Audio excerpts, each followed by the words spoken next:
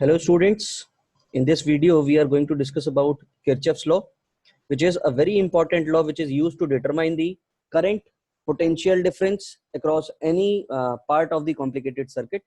It also helps us to determine the equivalent resistance of the complicated circuit.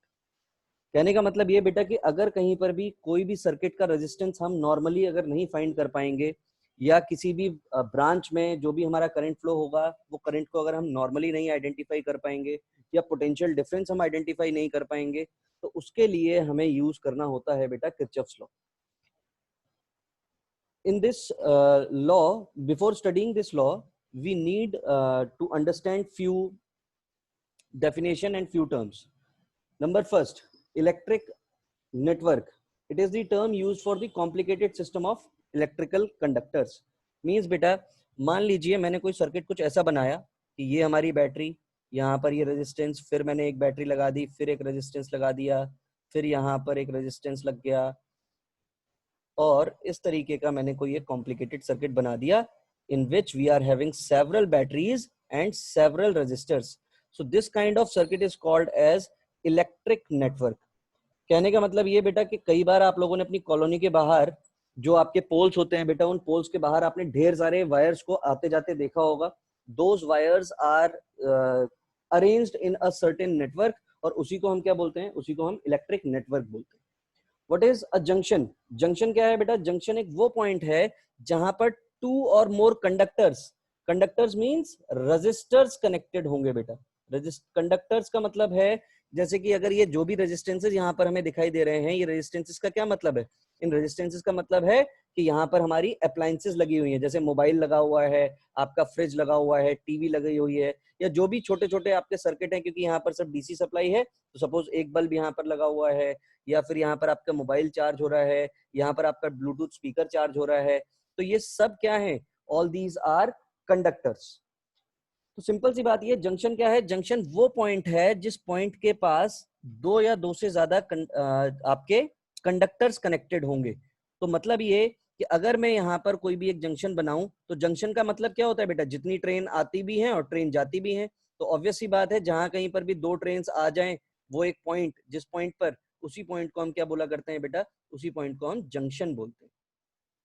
Next अगर हम बात करें बेटा लूप और मैश, तो जो भी हमारा ये इलेक्ट्रिकल सर्किट होगा, इस इलेक्ट्रिकल सर्किट में हमारे पास बैटरीज भी हैं और रेजिस्टेंसेस भी हैं. तो जो भी करंट हमारा फ्लो करेगा, अगर मैं कोई भी एक क्लोज्ड सर्किट बना लूं, एक क्लोज्ड लूप बना लूं, जैसे कि ये हमारी एक क्लोज्ड लूप हो गई बेटा, ये हमारी एक क्लोज्ड लूप हो गई, इसको हम क्या बोलते हैं?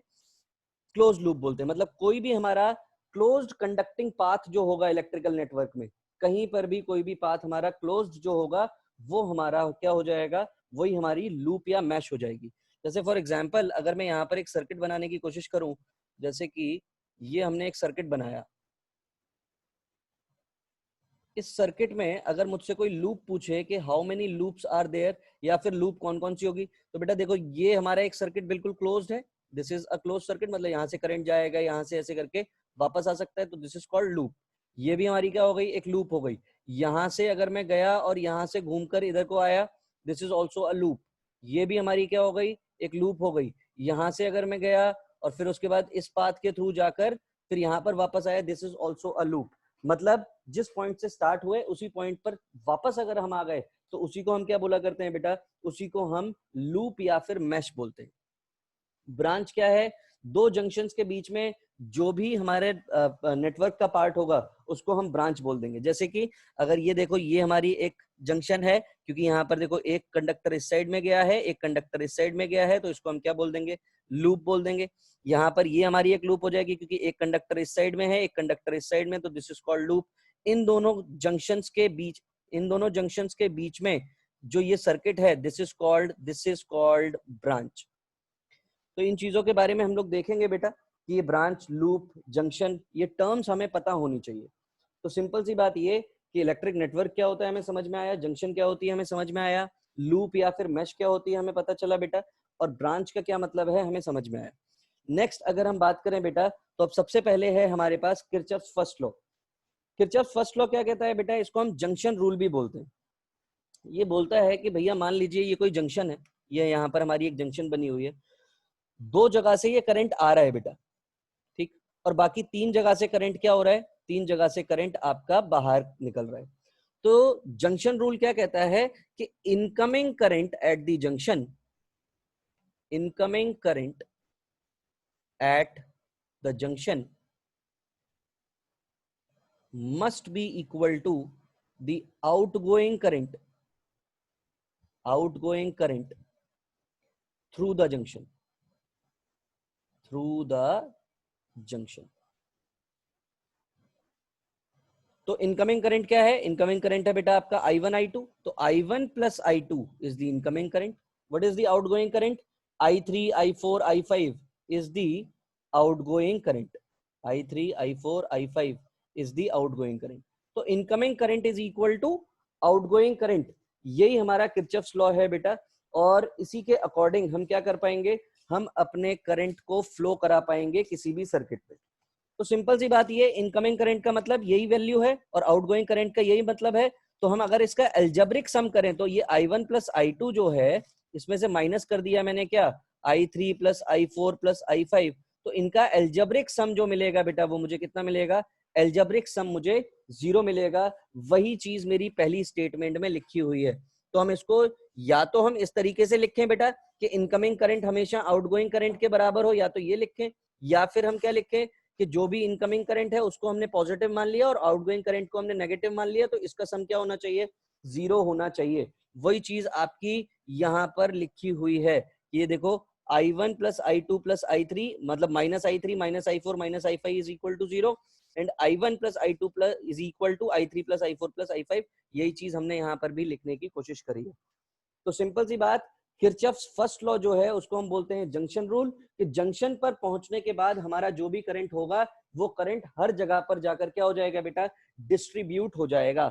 और जो भी डिस्ट्रीब्यूशन होगा वो उसी के बराबर होगा कि जितना करंट आया उतना ही करंट वहां से निकलेगा। जैसे फॉर एग्जाम्पल अगर मैं यहाँ पर बात करूं, यहाँ से 3 एम्पियर करंट आया और यहाँ से सपोज 7 एम्पियर करंट आया, टोटल करंट कितना हो गया, 10 एम्पियर हो गया। तो अगर ये 10 एम्पियर करंट आया है तो सपोज 2 एम्पियर यहाँ भेज दिया हमने, 4 एम्पियर यहाँ चला गया और यहाँ पर भी हमने कितना भेज दिया, 4 एम्पियर। तो ये देखो इनकमिंग करंट कितना है, इनकमिंग करंट भी 10 है और इस जंक्शन के थ्रू जो भी हमारा आउटगोइंग करंट है वो भी हमारा कितना है बेटा, 10 है।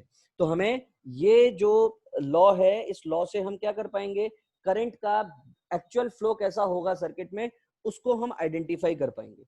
ये लॉ किस प्रिंसिपल के ऊपर बेस्ड है बेटा, तो अगर मुझसे कोई इसका प्रिंसिपल पूछे तो हम सीधे सीधे बोल पाएंगे it is based on the conservation of charge.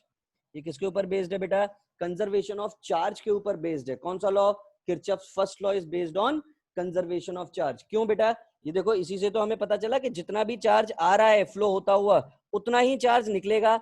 Charge can neither be created nor be destroyed but it can be transferred from one form to another. यही तो कहता है बेटा हमारा किरचॉफ्स कंजर्वेशन ऑफ चार्ज वाला लॉ। तो simple सी बात, जितना हमारा चार्ज आ रहा है उतना ही चार्ज हमारा बाहर निकलेगा। तो इसीलिए this law is based on the conservation of charge के ऊपर बेटा ये बेस्ड है। Next is the Kirchhoff's second law which is very very important. इस फर्स्ट लॉ को एक और नाम देते हैं बेटा, इसको हम किरचॉफ्स करंट लॉ भी बोलते हैं, Kirchhoff's current law.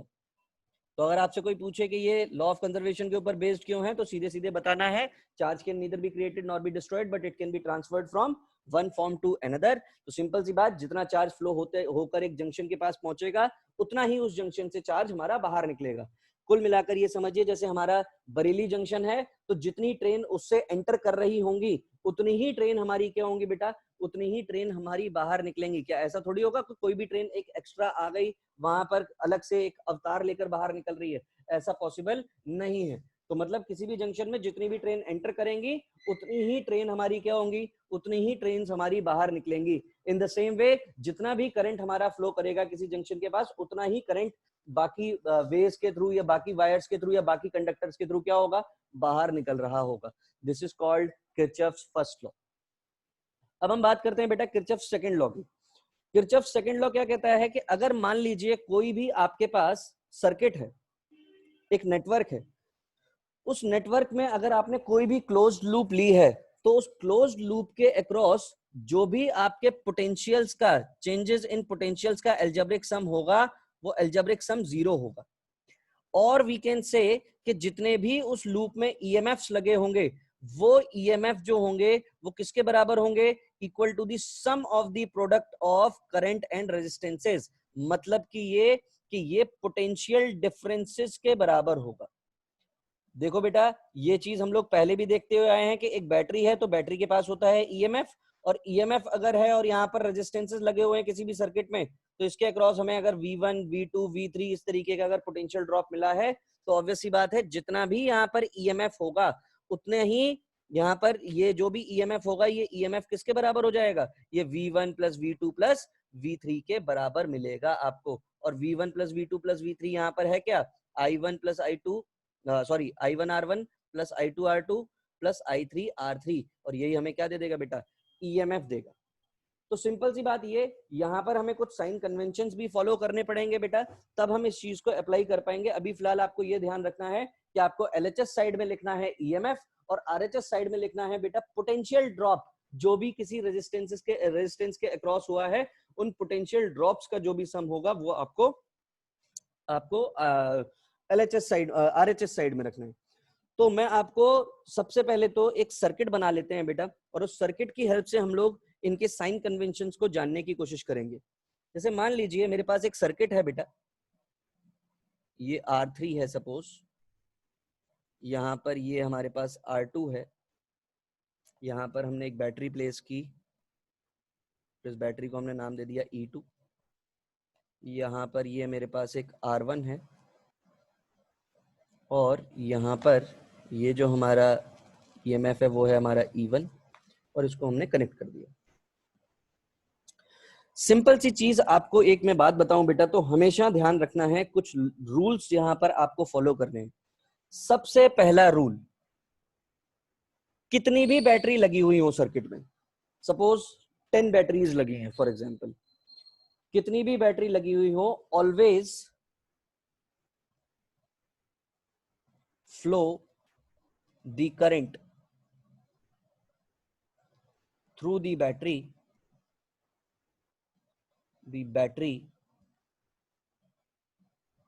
which is having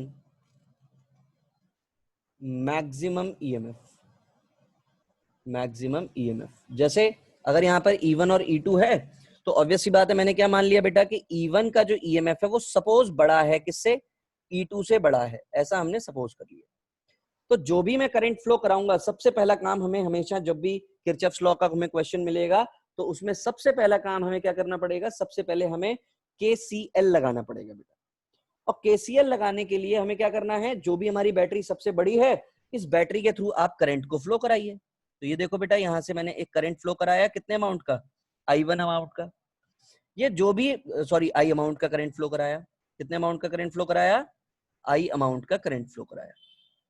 तो अगर मैंने यहां से I अमाउंट का करंट फ्लो कराया तो ये I अमाउंट का करंट फ्लो होता हुआ ये जाएगा यहाँ पर, और ये जो भी हमारा करंट यहां से फ्लो होता हुआ जाएगा, ये जंक्शन पर पहुंच गए, हम जंक्शन पर पहुंच गए तो दो जगह पर डिस्ट्रीब्यूट होगा।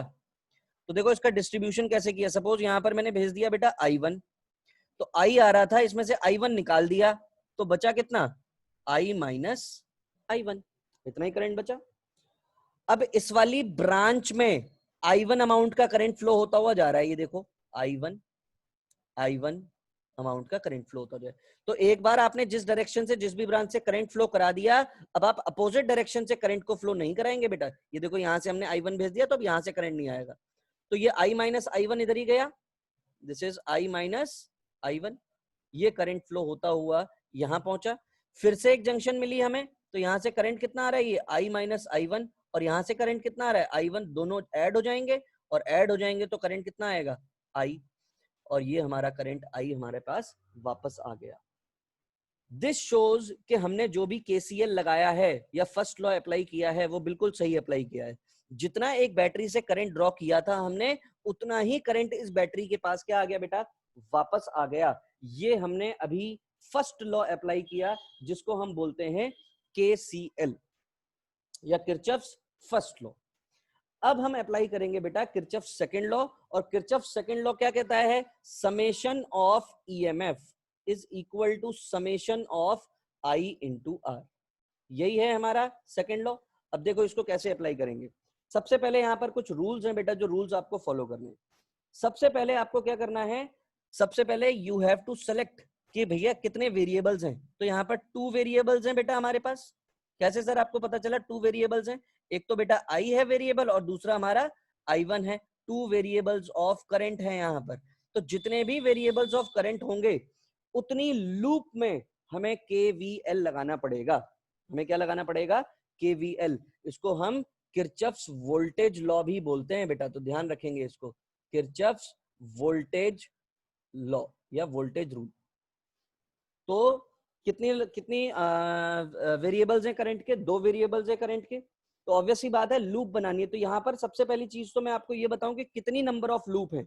तो बेटा अगर यहाँ पर हम लूप का ध्यान दें तो लूप को अगर मैं देखने की कोशिश करूंगा बेटा, तो लूप मुझे यहाँ पर कितनी दिखाई दे रही है, ये देखिएगा। सबसे पहले तो एक तो ये लूप है, दिख रही है या नहीं? एक लूप हमारे पास ये है, दूसरी लूप हमारे पास ये है, और तीसरी लूप कौन सी हो जाएगी बेटा? ये बड़ी वाली लूप हो जाएगी। मतलब टोटल लूप हमारे पास कितनी है यहाँ पर? 3 लूप्स हैं।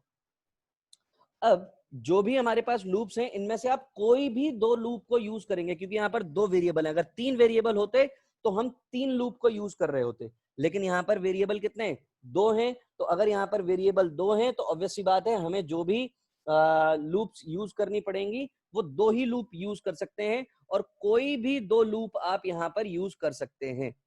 तो सिंपल सी बात ये कि हम जब कभी भी कोई भी लूप अज्यूम करेंगे तो अज्यूम करने के बाद हमने क्या किया, ये देखिएगा बेटा।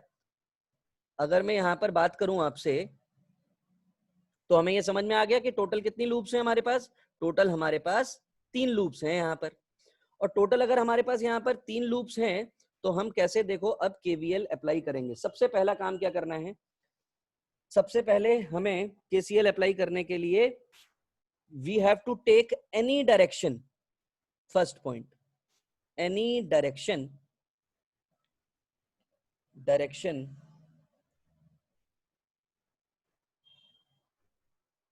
clockwise और anti clockwise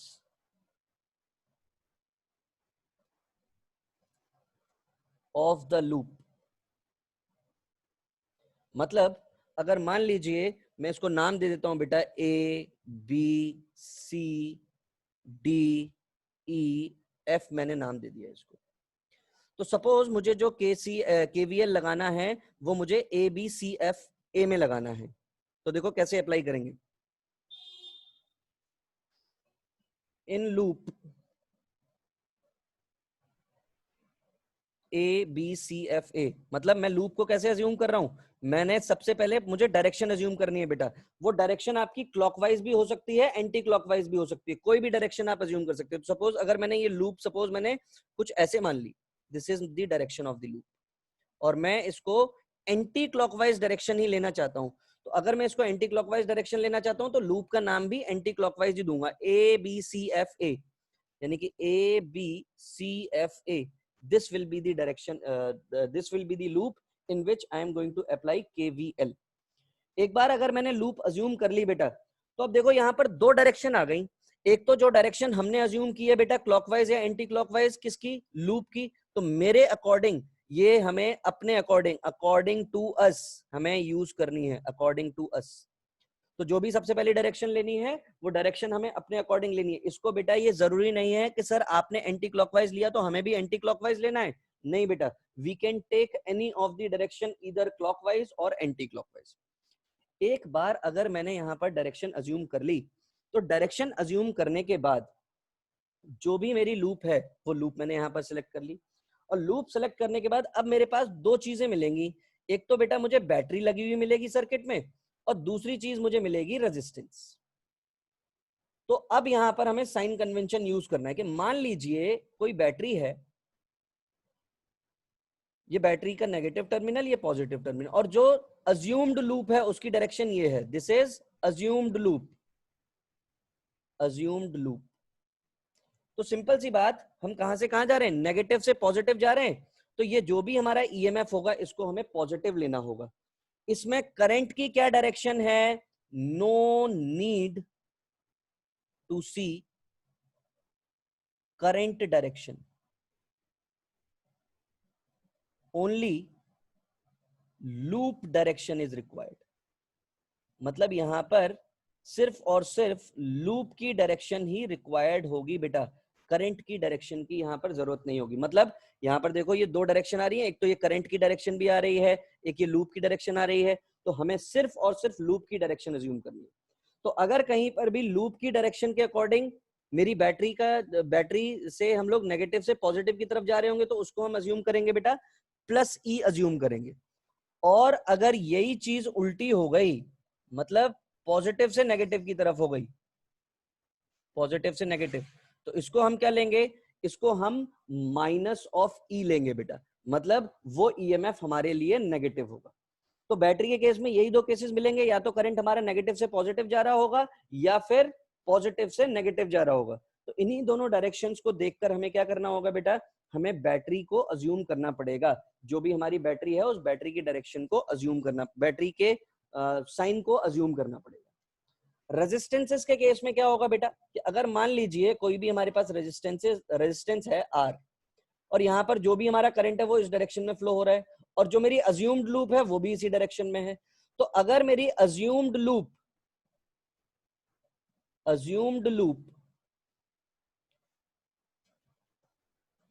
and current direction is same, तो क्या हो जाएगा, तो यहां पर जो भी ये पोटेंशियल ड्रॉप होगा ये पॉजिटिव होगा। कैसा होगा बेटा, ये हमारा पोटेंशियल ड्रॉप पॉजिटिव होगा। अगर यही चीज कैसी हो गई कि मेरा जो करंट है वो सपोज इस डायरेक्शन में फ्लो हो रहा है, और ये आर रेजिस्टेंस है, और मेरे लूप जो है वो अपोजिट डायरेक्शन में है, तो यहां पर इसको हमें क्या लेना पड़ेगा बेटा, माइनस ऑफ आई आर, और ये क्या हो जाएगा, प्लस ऑफ आई आर। तो कुल मिलाकर जो मुझे बात समझ में आई, वो बात ये समझ में आई कि कहीं पर भी मेरी लूप, सबसे पहला काम क्या करना है केवीएल लगाने के लिए, सबसे पहले हमें एक लूप अज्यूम करनी है, एक लूप सेलेक्ट करनी है। एक बार अगर आपने लूप सेलेक्ट कर ली, तो लूप में आपको अपनी एक डायरेक्शन बनानी है, या तो क्लॉकवाइज या फिर एंटी क्लॉकवाइज। एक बार अगर आपने अपनी डायरेक्शन बना ली क्लॉकवाइज या एंटी क्लॉकवाइज, तो आपको जो भी आपकी लूप होगी उस लूप में दो चीजें मिलेंगी, एक बैटरी मिलेगी, एक रेजिस्टेंस मिलेगा। जो भी आपको बैटरी मिलेगी उस बैटरी में आपको चेक करना है कि लूप की डायरेक्शन देखनी है, करंट की डायरेक्शन नहीं देखनी है। No need to see the direction of current, ये करंट कहां से ऐसे जा रहा था या ऐसे जा रहा था, मुझे इससे कोई लेना देना नहीं है, करंट की डायरेक्शन नहीं देखनी। जब मैं करंट की डायरेक्शन नहीं देख रहा हूं, अगर मेरे लूप जो है, जो मेरे लूप की डायरेक्शन है वो अगर नेगेटिव से पॉजिटिव की तरफ अगर मैं जा रहा हूं बेटा, तो ऑब्वियस सी बात है मुझे उसको लेना है प्लस ई, और अगर मैं पॉजिटिव से नेगेटिव की तरफ जा रहा हूं बेटा, तो उसको मुझे लेना है माइनस ई। रेजिस्टेंस के केस में मुझे लूप की भी डायरेक्शन देखनी है और मुझे करंट की भी डायरेक्शन देखनी है। जब मैंने दोनों डायरेक्शन चेक करी, तो दोनों की अगर डायरेक्शन मुझे कैसी मिल रही है, सेम मिल रही है, तो उसके अक्रॉस जो मुझे पोटेंशियल ड्रॉप मिलेगा वो मिलेगा मुझे प्लस आई आर मिलेगा, और जो दूसरी डायरेक्शन जो मिलेगी बेटा वो मुझे माइनस आई आर मिलेगा। बहुत सारी बुक्स में ये कन्वेंशंस अलग अलग तरीके से आपको लिखे हुए मिल सकते हैं बेटा। तो सिंपल सी बात ये है कि या तो आप इस वीडियो में दिखाई गई आप साइन कन्वेंशंस को यूज करें, या फिर जो भी आप बुक फॉलो कर रहे हैं बेटा उस बुक में दिए गए साइन कन्वेंशंस को फॉलो करें। कोई भी चीज गलत नहीं है, दोनों ही चीजें सही होंगी बेटा। जो भी आप बुक फॉलो करेंगे वहां पर जो चीज यूज करी गई होगी वो भी बिल्कुल सही होगी। So these are the rules which we have to follow. These are the sign conventions which we have to follow. What are the sign convention? पहला sign convention, दूसरा sign convention, तीसरा sign convention, and this is the fourth sign convention. तो ये चारों ही sign convention आपको ध्यान रखने हैं। अब देखो अब इस लूप को हम कैसे सॉल्व करेंगे, तो फिर से हम अब इसको डायग्राम को बना लें बेटा। तो ये मेरे पास जो डायग्राम है, ये डायग्राम कुछ ऐसा है। ये हमारे पास एक रेजिस्टेंस ये है, ये हमारी एक बैटरी कनेक्टेड है E2, यहां पर ये एक resistance R1, this is R2, this is R3, और ये हमारे पास एक बैटरी है E2, E1। ये नाम दिया था हमने ABCDEF, जो हमने करंट का फ्लो कराया था, उस करंट का फ्लो दूसरे कलर से कर लेते हैं। सपोज ये I अमाउंट का करंट फ्लो कराया था हमने इसके थ्रू, और यहाँ पर हमने I1 भेज दिया था बेटा, यहाँ पर I माइनस I1, और ये वापस यहाँ पर आए तो यहाँ पर ये I1 था, यहाँ पर I माइनस I1 है, और ये वापस करंट मुझे कितना मिल गया, I अमाउंट का। सबसे पहले इन लूप, तो लूप की डायरेक्शन बनानी है, ये नहीं सोचना कि ये मेरा डायग्राम खराब हो जाएगा, इसको बनाना है, इस तरीके से लूप की डायरेक्शन बनानी है। तो ये मैंने कैसी डायरेक्शन ली है, एंटी क्लॉकवाइज, यानी कि A B C F A, यही हमारी डायरेक्शन। अब देखो बेटा, सबसे पहले जो हमारा किरचॉफ्स लॉ है वो क्या कहता है, summation of EMF is equal to summation of IR. तो सबसे पहले हम ईएमएफ देख लेते हैं। तो ईएमएफ अगर मैं देखूं तो देखो ये डायरेक्शन लूप की इसी तरफ है, और अगर डायरेक्शन इसी तरफ है तो हम नेगेटिव से पॉजिटिव की तरफ जा रहे हैं, यानी कि ये क्या हो गया, प्लस ऑफ E1 हो जाएगा। यहां से घूमकर मैं यहां पहुंच रहा हूं, तो देखो ये ऐसे ही घूम रहे हैं, हम ऐसे ही तो घूम रहे हैं। यहां पर डायरेक्शन किधर आ रही है, इस तरफ आ रही है, और ये देखो पॉजिटिव से हम किधर जा रहे हैं, नेगेटिव की तरफ जा रहे हैं, यानी कि ये माइनस ऑफ कितना हो जाएगा, E2। ये हमारे ईएमएफ हो गए। और कोई ईएमएफ दिख रहा है क्या, नहीं दिख रहा है। दिस इज इक्वल टू, अब हम अगर आगे चलेंगे बेटा तो ये देखो इसी तरह से घूम रहे हैं हम लोग, इसी डायरेक्शन में जा रहे हैं, करंट की भी डायरेक्शन इधर वाले जो रेजिस्टेंस है वो इसी तरफ है, दोनों की डायरेक्शन सेम है, यानी कि this will be minus plus IR1। यहां से घूमकर इधर गए, ये देखो ऐसे ही घूमकर जाएंगे, यानी कि प्लस ऑफ I1R2, यही रिलेशन मिलेगा मुझे। तो ये हमारी इक्वेशन नंबर बेटा 1 आ गई। सेकेंड इक्वेशन की अगर हम बात करें तो सपोज अब मैंने कोई भी आप लूप ले सकते हैं बेटा, तो मैं ये वाली लूप अज्यूम कर लूं, और जो भी हमारी डायरेक्शन है, अगर मैंने एंटी क्लॉकवाइज ली थी तो यहां पर इसको क्लॉकवाइज मान लो। अगर मैंने इसको क्लॉकवाइज लिया तो इन लूप, इसको नाम कैसे दे देंगे अब, CF यही है हमारी लूप। और अगर यही हमारी लूप है तो सिंपल सी बात ये कि इस लूप में माइनस ऑफ E2 मिलेगा मुझे, नेगेटिव साइन, क्योंकि जो मेरी लूप की डायरेक्शन है वो पॉजिटिव से नेगेटिव है, पॉजिटिव से नेगेटिव है तो नेगेटिव साइन लेना है। यहां से घूमकर मैं इधर गया तो देखो दिस इज इक्वल टू, और कोई ईएमएफ तो दिख नहीं रहा है मुझे, ठीक है। यहां से घूमकर मैं इधर गया तो देखो बेटा यहाँ पर करंट कितना था, ये I-I1 था, यानी कि ये भी देखो नेगेटिव है, ये घूमकर ऐसे ही तो जाएंगे हम लोग। और अगर ये इस डायरेक्शन में जाएंगे तो ऑब्वियस सी बात है जो एक्चुअल डायरेक्शन है करंट की वो इस तरफ है, यानी कि अपोजिट डायरेक्शन हो गई, तो minus of I-I1 into R3। यहां से घूमकर वापस इधर आएंगे, ये देखो तो ये क्या हो जाएगा, plus of I1R2। This is relation number 2। ये दो इक्वेशन बन गई बेटा। किरचॉफ्स लॉ अपने आप में बहुत समझदार है, आप लूप क्लॉकवाइज लें या एंटी क्लॉकवाइज लें, वो अपने आप ही सारी चीजों को मैनेज कर देगा। आपको बस यही साइन कन्वेंशन आपको फॉलो करना है। अब देखो दो इक्वेशन मिल गई बेटा, एक इक्वेशन ये मिल गई, दूसरी इक्वेशन ये मिल गई, E1 R1 R2 R3, ये सब तो हमें गिवन होगा।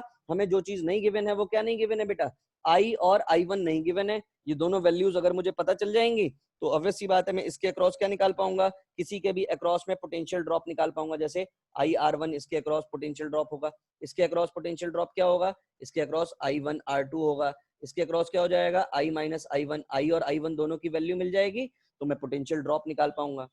तो टोटल करंट यहाँ से कितना फ्लो हो रहा था उसके अकॉर्डिंग पोटेंशियल कितना था, उसके अकॉर्डिंग हम R इक्विवेलेंट भी निकाल पाएंगे। तो आई होप किरचॉफ्स लॉ आपको समझ में आ गया। एक और जो कंफ्यूजन रहता है बेटा, ये जरूरी नहीं है कि लूप में बैटरी हो, देयर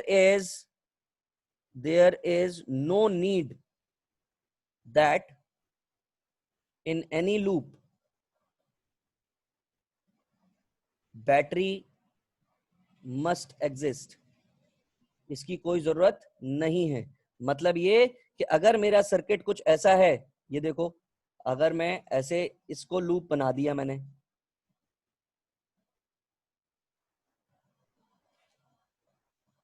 तो इसमें तो बेटा कोई बैटरी है नहीं। अगर इस लूप में कोई बैटरी नहीं है तो बस ये ईएमएफ वाली जो साइड होगी वो ईएमएफ वाली साइड क्या हो जाएगी, जीरो। और यहाँ पर हम लोग उसी के अकॉर्डिंग जो भी हम करंट फ्लो करा रहे होंगे उसके अकॉर्डिंग हम क्या देख लेंगे, उसके अकॉर्डिंग हम पोटेंशियल ड्रॉप्स देख लेंगे, और उन सारे के सारे पोटेंशियल ड्रॉप का जो भी वैल्यू होगी वो इक्वल टू क्या रख देंगे, जीरो रख देंगे। तो हमें इतनी बात समझ में आई कि हम क्या कर सकते हैं, हम सिंपल सी बात, हम किरचॉफ्स लॉ को बहुत अच्छे से अप्लाई करना समझ गए। यानी कि हमें अगर ये चार लॉ पता है, ये चार साइन कन्वेंशन पता है, तो हम क्या कर सकते हैं, हम किरचॉफ्स लॉ अप्लाई कर सकते हैं। कौन सा, सेकंड। तो फर्स्ट लॉ का तो बस इतना ही काम था कि वो करंट का फ्लो दिखाएगा, और सेकंड लॉ का काम क्या है, सेकंड लॉ का काम ये है कि वो पूरे के पूरी आपको दो इक्वेशन, तीन इक्वेशन, जितने भी करंट के वेरिएबल्स होंगे उसके अकॉर्डिंग आपको डायरेक्शन निकालना सिखाता है। तो सबसे पहली बात तो ये, कोई भी आप लूप अज्यूम कर सकते हैं बेटा, बस वो लूप क्लोज्ड होनी चाहिए। ऐसा नहीं होना चाहिए कि वो कहीं से भी ब्रेकिंग है, जहां से स्टार्ट की गई है वहीं से वो लूप क्या होनी चाहिए, आपकी खत्म होनी चाहिए। तो ये बात आपको बिल्कुल ध्यान रखनी है। डायरेक्शन आपकी मर्जी है, आप क्लॉकवाइज एंटी क्लॉकवाइज जैसी डायरेक्शन चाहें वैसी आप डायरेक्शन अज्यूम कर सकते हैं। किरचॉफ्स लॉ खुद में समझदार है कि वो आपकी डायरेक्शन को वो खुद समझ करके आपको बिल्कुल सही आंसर देगा। अब हम लोग यहाँ पर एक न्यूमेरिकल देखते हैं बेटा, किरचॉफ्स लॉ पर बेस्ड, क्योंकि अभी तक तो ये जो भी वैल्यूज थी ये मैंने E1 E2 नोटेशंस दिए थे बेटा। एक एनसीईआरटी का क्वेश्चन करने की कोशिश करते हैं, और एनसीईआरटी के क्वेश्चन में हम लोग, एक सर्किट है और ये सर्किट मुझे कुछ ऐसा दिया हुआ है। दिस इज सपोज 4 ओम। यहाँ पर हमने क्या किया, यहाँ पर सपोज हमने भेज दिया 10 वोल्ट, और यहाँ से हम लोग घूमकर आए और यहाँ से घूमकर आए और ये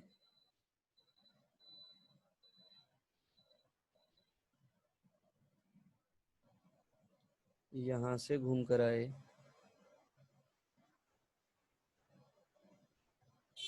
तो दिस इज 2 ओम, ये भी हमारे पास 2 ओम, दिस इज 1 ओम। यहाँ से ये हमें एक बैटरी दी गई है, दिस इज 5 वोल्ट, कुछ ऐसा सर्किट है। दिस इज 4 ओम। तो सिंपल सी बात ये कि यहाँ पर हमसे क्या पूछ लिया गया है, यहाँ से हमें पूछा गया है बेटा कि हमें करंट निकालना है इन ईच ब्रांच। तो यहाँ पर कितनी ब्रांचेस हैं, सबसे पहले तो ये आइडेंटिफाई करो कि यहाँ पर ब्रांचेस कितनी हैं। तो अगर मैं यहाँ पर ब्रांचेस की बात करूं तो ब्रांचेस हमारे पास कितनी हो जाएंगी, देखो A B is a branch, yes, क्योंकि देखो जंक्शन के बीच में बेटा, क्योंकि यहाँ से 3 वायर निकल रहे हैं। जहां कहीं पर भी जिस भी पॉइंट से दो वायर निकल रहे होंगे, 2 से ज्यादा वायर एक साथ जुड़े हुए होंगे, वहां पर समझ जाइएगा कि वहां पर क्या है, वो जंक्शन है। तो सिंपल सी बात, A B is a junction, AB is a branch, BD is a branch, AD is a branch, AC is a branch, BC is a branch, CD is a branch। तो ये सारी की सारी हमें क्या मिली हुई है बेटा, ये सारी की सारी हमें ब्रांचेस मिली हुई। तो अगर मैं यहाँ से करंट का फ्लो कराऊं तो सपोज दोनों में से देखो बेटा, बैटरी बड़ी कौन सी है, 10 वोल्ट की बैटरी बड़ी है। तो जो भी हमारी बैटरी बड़ी होती है बेटा, उसी के थ्रू हम क्या करेंगे, करंट को फ्लो कराएंगे। तो सिंपल सी बात, यहाँ से I1 करंट फ्लो हो जाएगा। अगर मैंने यहाँ से I1 फ्लो कराया और यहाँ पर मैंने कितना भेज दिया, I2 करंट भेज दिया, तो यहाँ पर कितना करंट जाएगा, I1 में से I2 को माइनस कर दिया जाएगा। सिंपल सी बात ये I2 इधर गया, कितना करंट इधर गया, I2 इधर गया, और यहां पर जो भी हमारे पास ये करंट था, इसको ऐसे ऐसे नहीं, एक सेकेंड, इसको आप ऐसे फ्लो कराइए। यहां से I अमाउंट का करंट फ्लो कराया हमने, ये हमारा I अमाउंट का करंट है, ये I अमाउंट का करंट फ्लो कराया, तो I1 हमने इधर भेज दिया, I माइनस I1 इधर भेज दिया। ये I1 जब इधर जाएगा तो सपोज यहाँ पर I2 भेज दिया हमने, तो यहाँ पर कितना करंट जाएगा, I1 माइनस I2 करंट जाएगा। ये I2 यहाँ पर पहुंच गया, यहाँ पर ये I2 पहुंच गया, यहाँ से देखो ये I1 माइनस I2 करंट इतना यहाँ से आ रहा है बेटा, I1 माइनस I2 करंट यहाँ से आ रहा है, यहाँ से ये I माइनस I1 करंट आ रहा है। ये दोनों करंट यहाँ पर मिले तो यहाँ पर कितना करंट जाएगा आपका, ये देखो I1 से I1 कैंसिल हो जाएगा, यानी कि ये I माइनस I2 करंट बचेगा। ये देखो इस जंक्शन पर ये वाला करंट भी आ रहा है, ये वाला करंट भी आ रहा है। यहाँ से इधर पहुंचे तो ये I2 इधर से आ रहा है, और यहाँ से कितना करंट आ रहा है, I माइनस I2 करंट आ रहा है। वापस पहुंचे तो I अमाउंट का करंट देखो दोबारा फ्लो हो गया। यहाँ पे आप इसको चेक भी कर सकते हैं बेटा, वीडियो को पॉज करके देखिएगा तो आपको समझ में आएगा कि किस तरीके से हमने यहाँ पर KCL अप्लाई किया है। एक बार हमने जब KCL अप्लाई कर दिया तो अब सिंपल सी बात, अब हमें सिर्फ और सिर्फ लूप अज्यूम करनी है बेटा। तो टोटल कितने वेरिएबल हैं, एक तो देखो बेटा I वेरिएबल है, कि अगर मुझे जब तक I नहीं पता चलेगा तो यहाँ पर I माइनस I1, ये जो भी हमारे पास, ये जो भी हमारे पास क्या है, करंट है, यही तो करंट फ्लो हो रहा है। इस वाली AB वाली ब्रांच में कितना करंट है, I1। BE वाली ब्रांच में कितना करंट है, I minus I2, I1 minus I2। तो यहाँ पर I1 माइनस I2 फ्लो हो रहा है, यहाँ पर कितना फ्लो हो रहा है, I माइनस I2, यहाँ पर कितना फ्लो हो रहा है, I2, यहाँ पर कितना फ्लो हो रहा है, I माइनस I1। तो सिंपल सी बात, मुझे किसी भी तरीके से I पता चल जाए I1 पता चल जाए बेटा और I2 पता चल जाए। अगर मुझे ये तीन वैल्यूज करंट की पता चल गई तो मैं क्या कर पाऊंगा, मैं सीधे सीधे हर एक ब्रांच में करंट बता पाऊंगा। तो अगर मैं यहाँ पर सबसे पहले एक ब्रांच जो भी हमने लूप अज्यूम करनी है बेटा, तो लूप हमने कौन सी अज्यूम कर ली, फॉर एग्जांपल ये मैंने लूप अज्यूम कर ली, तो देखो ये नेगेटिव से पॉजिटिव की तरफ जा रहे हैं, तो ये पॉजिटिव 10 वोल्ट मिलेगा मुझे, दिस इज लूप नंबर 1। तो ये फर्स्ट इक्वेशन जो हम लिख रहे हैं वो इसी के लिए लिख रहे हैं। यहां से घूमकर इधर गए तो दिस इज इक्वल टू, देखो जिस डायरेक्शन में करंट उसी डायरेक्शन में लूप है बेटा, तो 4I1। यहां से घूमकर इधर आए तो ऑब्वियस सी बात है, देखो जिस डायरेक्शन में हमारी लूप है, ये लूप ऐसे ही तो आएगी घूमती हुई, तो ये क्या हो गई प्लस ऑफ 2I2। यहां से घूमकर इधर आए तो देखो सेम उसी डायरेक्शन में ये क्या है, आई है करंट, क्योंकि वन का ही रेजिस्टेंस है यहाँ पर, तो ये हमारी इक्वेशन नंबर क्या हो गई, 1 हो गई। ऐसे ही दूसरी लूप मैंने क्या अज्यूम कर ली, सपोज ये वाली अज्यूम कर ली, और अगर मैंने ये वाली लूप अज्यूम किया तो यहाँ पर फिर से ये 10 पॉजिटिव ही आएगा, दिस इज इक्वल टू ये कितना आ जाएगा बेटा 4I माइनस I1, और यहां से घूमकर उधर गए तो plus of 2 times of I minus I2, positive ही आएगा जिस डायरेक्शन में, देखो ये लूप इसी डायरेक्शन में जा रही है, यहां से घूमकर इसी डायरेक्शन में लूप जाएगी, प्लस ऑफ I। तो दिस इज इक्वेशन नंबर 2। ऐसे ही बेटा आप तीसरी इक्वेशन बनाने के लिए हमने क्या किया, मैंने ये वाली लूप अज्यूम कर ली, तो 5 पॉजिटिव ही आएगा और कोई बैटरी तो लगी नहीं है, so this is equal to, ये देखो जिस डायरेक्शन में हमारी लूप उसी डायरेक्शन में इसमें करंट फ्लो हो रहा है बेटा, यानी कि ये हो जाएगा 2I2, और यहाँ पर ये बिल्कुल उल्टा हो गया, यानी कि minus of 2 into I minus I2, यानी कि ये हमारी इक्वेशन नंबर क्या हो गई बेटा 3 हो गई।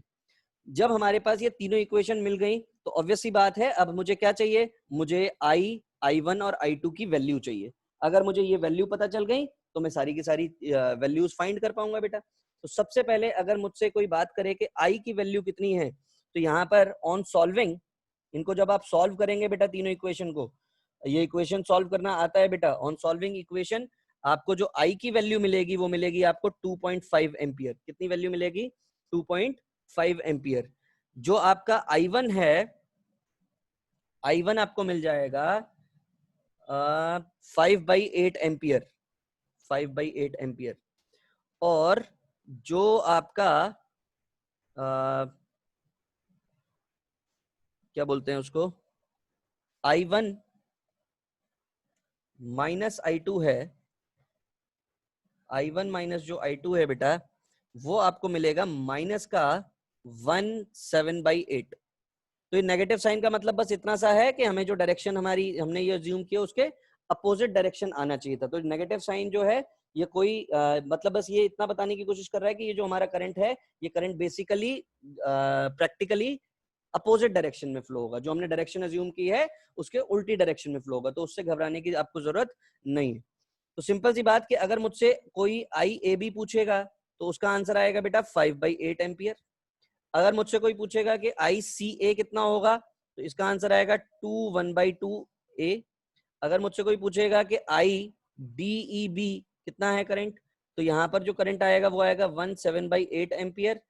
अगर यहाँ पर IAD पूछेगा कोई तो IAD की वैल्यू आएगी 17/8 एम्पियर। और अगर ICD कोई पूछेगा तो उसका आंसर आएगा 0। और IBC का जो आंसर आएगा बेटा दिस विल बी 2.5 एम्पियर। तो देख लीजिएगा बेटा, इसको जब आप सॉल्व करेंगे तो नेगेटिव पॉजिटिव अगर कहीं पर साइन आ रहे हैं तो इसका मतलब ये है कि कोई दिक्कत वाली बात नहीं है, आपने जो भी अपनी डायरेक्शन अज्यूम की है वो डायरेक्शन बिल्कुल सही अज्यूम उसके उल्टी डायरेक्शन में बेसिकली आपका करंट फ्लो होना चाहिए था, जो आपके अकॉर्डिंग उल्टी डायरेक्शन में है। बस इतनी सी बात आपको ध्यान रखनी है। एक और इंपॉर्टेंट बात कि ये जो आपका KVL है और किरचॉफ सेकंड लॉ है, ये किसके ऊपर बेस्ड होता है बेटा, Kirchhoff second law is based on, it is based on conservation of energy. किसके ऊपर बेस्ड होगा ये, this will be based on conservation of energy के ऊपर बेस्ड होगा। तो ये चीज आप ध्यान रखेंगे कि KVL is based on conservation of energy, क्योंकि सिंपल सी बात है, आप एक तरफ EMF लिख रहे हैं और दूसरी तरफ पोटेंशियल डिफरेंस लिख रहे हैं, तो EMF और पोटेंशियल डिफरेंस होता क्या है, वो एनर्जी तो है, वर्क डन, वर्क डन को ही हम क्या बोलते हैं, एनर्जी। तो ऑब्वियस सी बात है this is based on the conservation of energy. ये बात आपको बेटा ध्यान रखनी है। तो यही तरीका है बेटा केसीएल लगाने का, केसीएल केवीएल अप्लाई करने का, और जिसके थ्रू आप क्या कर पाएंगे, आप किसी भी ब्रांच में करंट, किसी भी ब्रांच में आप पोटेंशियल ड्रॉप, अब जैसे ए बी के अक्रॉस अगर पोटेंशियल ड्रॉप कोई पूछेगा तो क्या लिख पाएंगे हम, 4 इंटू I1, तो वो हमें क्या मिल जाएगा, वो हमें सीधे सीधे वो वैल्यू मिल जाएगी। तो सिंपल सी बात, अब आप ध्यान रखिए बेटा कि केवीएल केसीएल अपने आप में बहुत ज्यादा समझदार हैं। आपका आंसर जो है वो नेगेटिव पॉजिटिव तो हो सकता है, लेकिन आप ये बोलें कि आपका आंसर 5/8 की जगह 7/8 हो जाएगा, तो ऐसा नहीं हो सकता। तो इस चीज को ध्यान रखिएगा बेटा, और this is very very important, क्योंकि इसके बाद जो भी करंट इलेक्ट्रिसिटी का टॉपिक है वो बिना किरचॉफ्स लॉ के आपको समझ में नहीं आएगा, तो इसको समझना बेटा बहुत ज्यादा जरूरी है।